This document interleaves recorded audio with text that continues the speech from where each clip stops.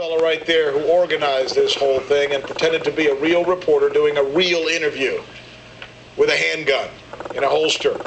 We now know that he has direct links to an armed militia called Viper, 11 of whose members went to federal prison for conspiring to blow up federal government buildings. Yep, that guy, Hancock, the one pretending to be a reporter. Hancock defended those people. There's some of them now. The people you see here, he calls them his friends. A federal indictment alleged an operation this militia was planning would have dwarfed the bombing of the federal building at Oklahoma City. Joining me now, Mark Potok of the Southern Poverty Law Center. Nobody has more knowledge and a better beat on these types of people than the Southern Poverty Law Center. Good afternoon, Mark. Thank you, Rick. So we got a guy with ties to a militia movement walking around near a presidential event with a handgun in his holster while setting up another guy with an AR-15. You think maybe Americans should start to get a little concerned about this? Well, if they're not, they should be. I mean, to listen to that fellow Chris, who was put up by this Ernest Hancock to do what he did, as he suggested, was really quite amazing. Not only does he say he is going to resist majority rule, which, after all, is the way we run our country as a general matter. We do not run our country majority rule. This is a republic, not a democracy. Democracy would be majority rule. If you don't like that, get the fuck out of the country. Here. At the point of a gun, but he says, to him, taxation is theft. Well, I guess it's news to him, but that's how the civilized world has run for the last few thousand years, and, I just don't know how we can proceed as a society otherwise. So he's right. I don't know how we can proceed as a society. If you members of Congress and all you so-called lawyers out there don't start doing your job, this country's going to go to hell in the handbasket. You must follow the Constitution as you're ordered to do so.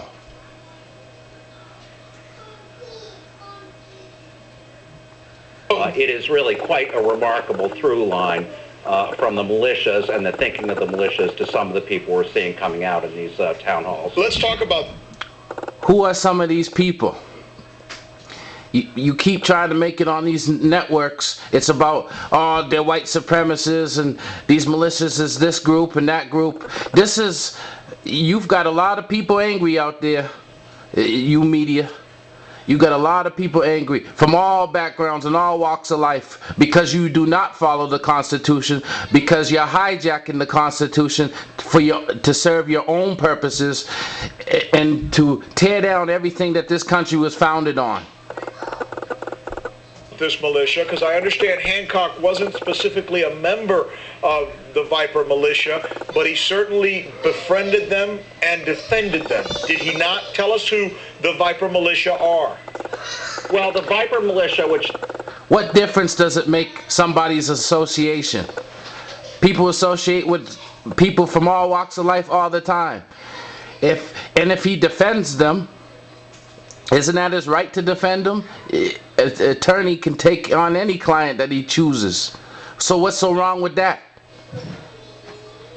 They really call themselves the Viper team, were a group of at least 12 people who actually went out and surveilled and took videos of a series of federal buildings in Phoenix, which prosecutors said they intended to blow up. And certainly the evidence did seem to suggest that that was precisely the plot. When they went in and found this group's so-called armorer, their sort of weapons guy, they found about 500 pounds of ANFO, ammonium nitrate and fuel oil mixture. That, of course, is the very mixture that was used by Timothy McVeigh to blow up the Murrah building at the cost of 168 people back in 1995. This Ernest Hancock, he's a libertarian who's anti-government, anti-tax, pro-gun. He says Waco was a fake and that the government lied about 9/11. When you hear those things, is there a profile in your head, and what can you share with us about that? Well, I mean, he's right out of... Don't go on to these old subjects about Waco and Oklahoma City bombing. Let's talk about the current times we're in. What about the violation of the Posse Comitatus Act? which forbids federal troops to be practicing on our soil? What about all these police departments from city to city and state to state that you're turning this place into a damn fortress and checkpoints and harassing Americans and these types of things? What about those violations? That's in the Constitution too. But yes, we're extremists. You're the damn terrorists. The militia world, that is a core belief of militiamen, that Waco is an example of the government crushing politically heterodox people. The theory is those people, the Davidians, liked guns a lot and had a strange religion, therefore the government was willing to murder them. Another thing, people, the militia is not your local police department, is not your National Guard, is not the United States military. It's we, the people, who make up the militia. And the reason why they had set that up that way, so that we would have, how do you defend your country from domestic enemies, such as the United States government, should they become domestic enemies? How will we defend ourselves from it? They're making it so that we cannot do what the Constitution says that we have the right to do, to defend not only our country from foreign enemies, but domestic, such as this person speaking here on CNN Network.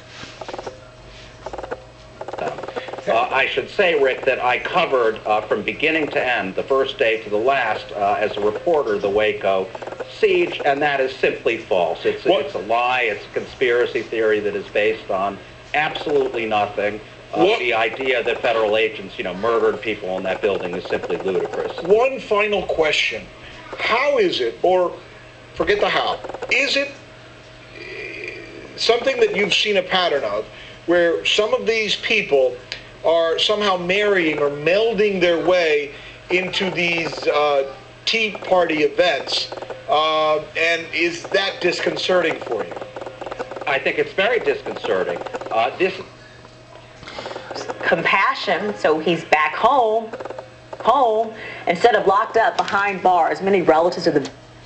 That's right. Now they're worried about you being involved in the Tea Parties. But you know what is good about that? Is that you get to exercise all the freedoms that the Constitution says you have. The First Amendment, the right to free speech. And we are using that.